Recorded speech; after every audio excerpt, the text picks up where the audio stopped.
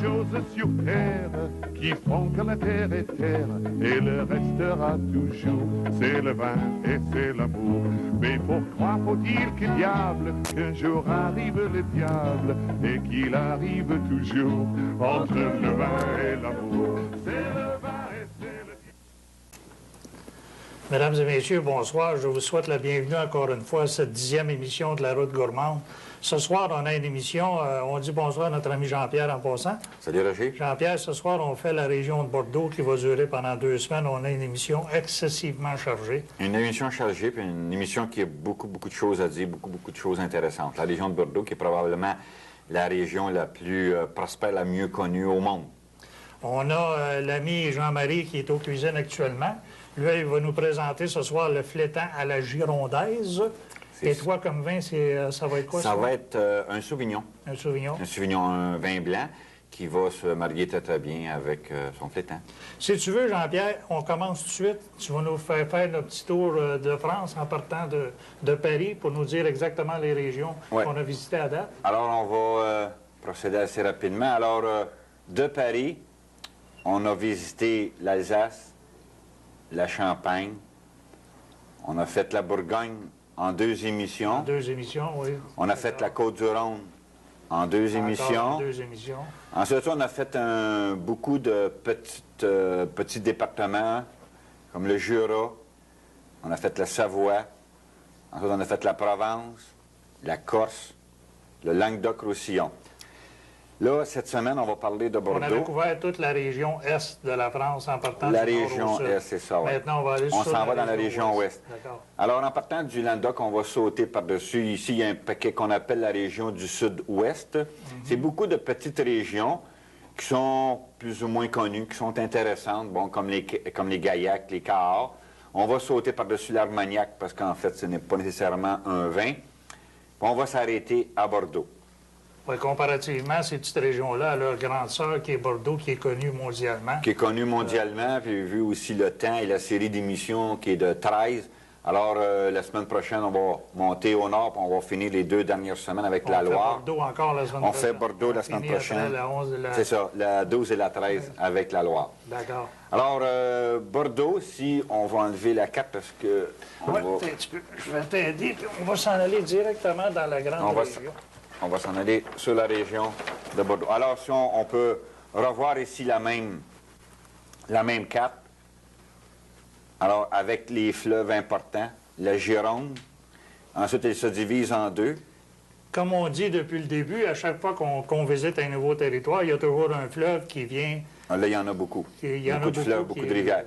La Dordogne, vous avez la Garonne, puis vous avez beaucoup de petits affluents qui viennent se jeter dans les fleuves importants. Si on parle un petit peu de l'historique de Bordeaux, alors comme toutes les autres régions de France, encore au Moyen-Âge. On remonte au Moyen-Âge aux Romains. Alors les Romains ont marqué la France, ont marqué l'Europe. Si on passe un peu l'étape des Romains, on va arriver au Moyen-Âge avec l'occupation anglaise. Alors c'est rare d'entendre, mais Bordeaux a été une colonie anglaise dans le temps du Moyen-Âge. Alors, l'Angleterre possédait les terres dans la région de Bordeaux. Étant donné que l'Angleterre avait, dans ce temps-là, une flotte imposante navale et qu'ils avaient des colonies aux Indes, il y en avait des colonies en Australie, en Amérique du Sud, il y en avait aux États-Unis, même le Canada était une colonie anglaise.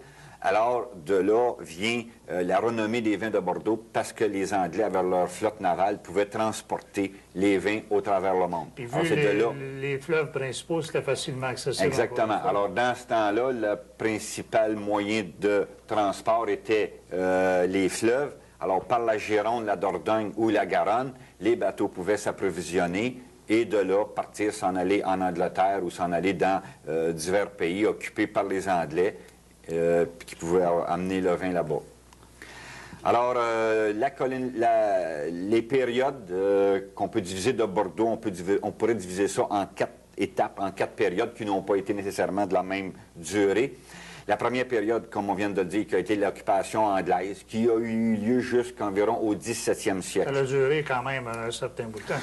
Oui, l'occupation anglaise, on peut dire que ça a duré 400-500 ans environ. Okay. La deuxième période, c'est la colonisation du Médoc. Alors, je ne sais pas si la caméra peut m'amener sur la carte. Sans doute qu'on va pouvoir... Alors, la région du Médoc, c'est toute cette région ici. Alors, à partir du fleuve la Garonne, okay, en allant vers la mer, vers la Gironde. Alors, toute cette période-là, toute cette région-là, s'est développée lentement et ce fut la deuxième étape ou la deuxième période de Bordeaux. Mais je pense que, comme on en a parlé dans beaucoup d'émissions, la région de Bordeaux n'a pas été exempte du grand malheur qui a frappé l'Europe au complet, la phylloxéra. Alors, la deuxième période se termine avec la venue du phylloxéra.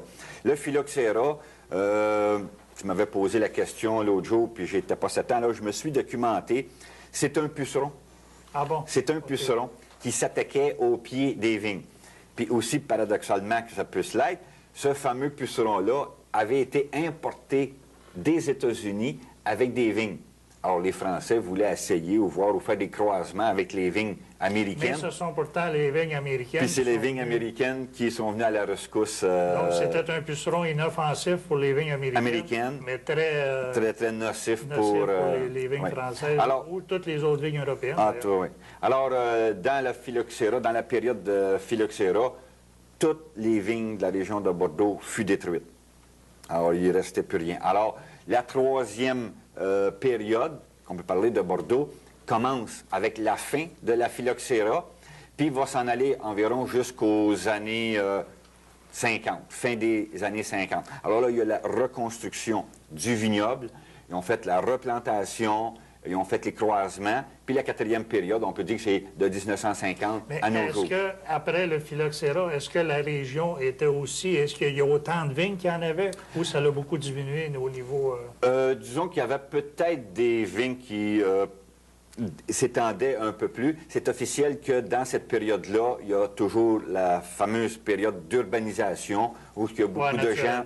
Alors, les villes ont occupé un peu plus de place, en coupant des bonnes terres agricoles pour les vignes. Si on y va par, maintenant, si on y va par côté côté géographique, comment tu nous décrirais la région? La région de Bordeaux, c'est probablement la région la mieux comblée ou la plus comblée par la nature. Tant au point de vue climatique qu'au point de vue des sols. Il ne faut pas oublier que la région de Bordeaux, à l'époque de l'ère glaciaire, si on remonte il y a plusieurs années, la mer, qui est tout près de la région de Bordeaux, envahissait complètement la région de Bordeaux. Et cette dernière, lorsqu'elle a fait fondre les glaciers, a laissé des résidus dans les régions de Bordeaux qui a fait des sols complètement différents d'une place à l'autre. Oui, puis surtout, le fait qu'il y a tellement de fleuves, qu'il y a tellement d'eau en Bordeaux, ça l'aide aussi à l'irrigation des terres. L'irrigation, les terres...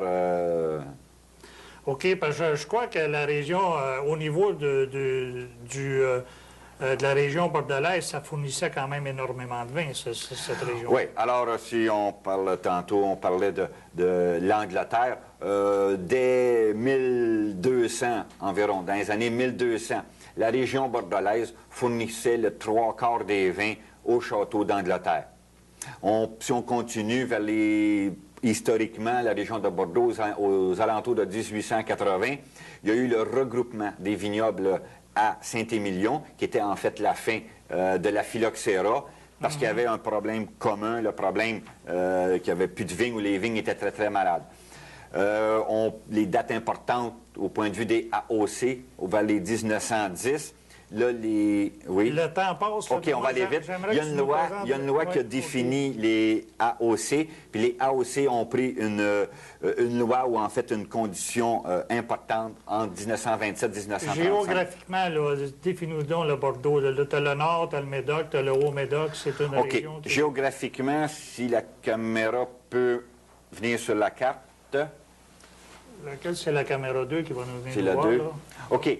Alors, on a la région au nord, qui est le Médoc. Alors, vous avez le bas Médoc, le haut Médoc, on va revenir tantôt parler. Vous avez le très, très grand vin là. Vous avez le sud, qui est la région des Graves, avec les Sauternes. Vous avez ici, un peu plus au nord, la région entre-deux-mers, les Côtes de Bordeaux, Saint-Émilion, Jean-Pierre, Pomerol. on y revient tout à l'heure. On est déjà rendu au moment où il faut aller visiter notre ami le grand chef. On va aller voir qu'est-ce qui nous... Le temps a passé excessivement vite, c'est tellement chargé. Fait que nous, on fait une coupure, puis on vous revoit dans quelques secondes. Merci. À tantôt.